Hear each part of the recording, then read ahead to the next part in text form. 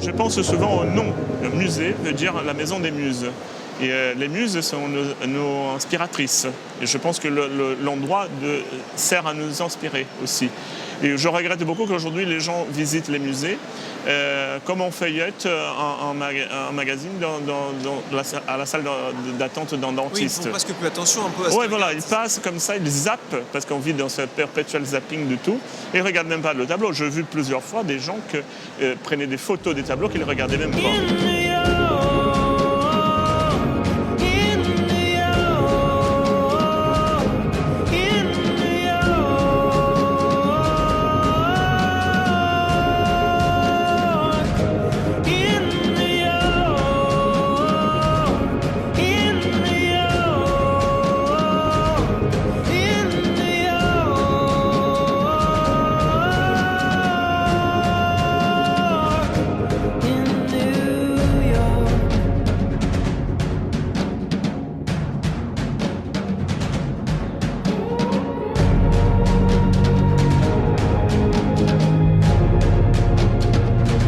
C'est une chose très intéressante, la relation qu'on a par rapport à l'argent et l'art, parce que c'est un thème qui est un peu tabou, parce qu'on imagine l'art en quelque chose de sacré, quelque chose qui ne doit pas toucher à la matérialité. Aujourd'hui, on n'imagine pas quelle était la valeur de la chapelle Sixtine. On ne sait pas combien Vinci a demandé pour la Gioconda, qui n'a jamais été payé parce qu'il n'a jamais rendu ce tableau.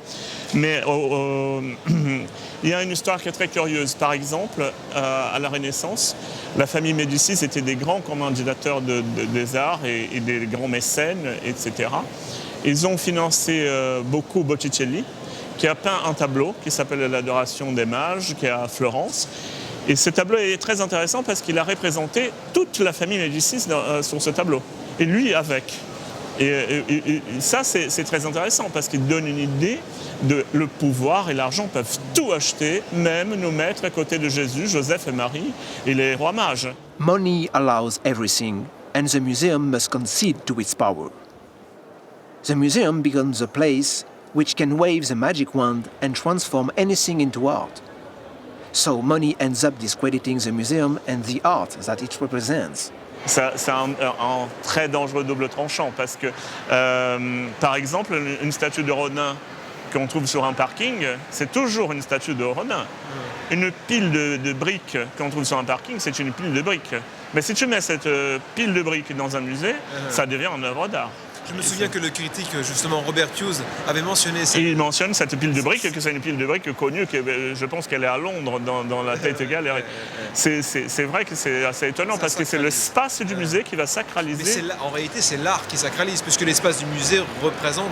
L'art, oui, voilà, c'est ça. Il y a une sorte de relation vaso-communicante avec l'art et le musée, etc. L'art est le témoin de notre temps et dans tous les excès de notre temps aussi. Je pense par exemple, il y a en ce moment une grande rétrospective Jeff Koons. Ah oui, nous sommes allés avec André, oui. Et Jeff Koons, c'est le témoin de notre temps en quelque sorte, parce qu'il est dans tous les excès. Ses œuvres, elles valent des fortunes, mais c'est jamais vu. Récemment, il a vendu un de ses dog balloons pour 58 millions de dollars. C'est une chose pour un artiste vivant jamais vue auparavant. Et moi, j'ai une impression, mais c'est que ça ne concerne que moi, c'est que ces genres de rétrospectives, par le passé, étaient destinés aux artistes morts, déjà. On faisait des rétrospectives. Déjà, rétrospective, c'est pour parler de toute une vie d'un artiste. Et là, on fait une rétrospective d'un homme qui est vivant et encore jeune. C'est-à-dire que j'ai l'impression, moi, que peut-être qu'il est déjà mort, au sens, il est mort pour l'art. Son art, elle représente les excès du XXe siècle. Aujourd'hui, nous sommes au XXIe siècle. Peut-être que Jeff Koons ne représente plus notre siècle. Il va dans la direction de tous les excès qu'on a fait dans les années 60, 70, du pop art, etc. Même là, quand il vend de l'expo ici, il disait c'est le dernier des pop. Il est peut-être déjà mort et on ne s'est pas rendu compte. Il appartient déjà au passé. Mais ça témoigne, son travail est extraordinaire dans le sens que ça montre dans quelle société nous vivons aujourd'hui.